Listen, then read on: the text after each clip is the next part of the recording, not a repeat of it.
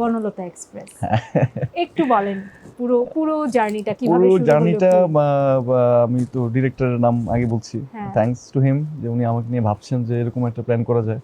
মানে আমি নিজেও ভাবি না যে আমি এরকম একটা কাজের সাথে ইনভলভ হবে আমার। এবং আপনাকে অনেক ডিফারেন্ট লেগেছে আপনাকে, আচ্ছা। অন্যান্য আপনার যত ক্যারেক্টার ছিল সেখান থেকে এই ক্যারেক্টারটা আপনার মনে হচ্ছে না বেশ বেশ একদম গোছানো, একদম আপনার ক্লিন শেভেন ছিলেন মনে হয়। হ্যাঁ একদমই। একদম তো ইটস সো ভেরি উনি ডিফারেন্ট। আমাকে এক দেখেই বলছে যে না আমি I don't need like rough tough কোনো জিনিস, Rough tough আমি না। একদমই সিম্পল একটা ছেলে চাই। হ্যাঁ। ওকে সিম্পল ছেলে, ঠিক আছে আমি এটা হচ্ছি ফাইন। বাট আমি যখন সিনেমাটা শুরু করি আমি অনেক বড় ফ্যান হুমায়ুন আহমেদ স্যারের।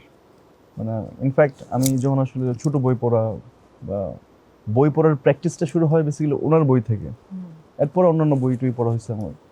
তো ওই জায়গা থেকে এটা তো একটা লোভনীয় প্রস্তাব যে হুমায়ুন আহমেদ স্যারকে নিয়ে সিনেমা, ওনার গল্প থেকে সিনেমা হচ্ছে, মানে এটাতে এটা সুযোগ পাওয়া অনেক বড় ব্যাপার। তো হ্যাঁ, তো অনেকগুলা ফ্যাক্টর ছিল এটা করার।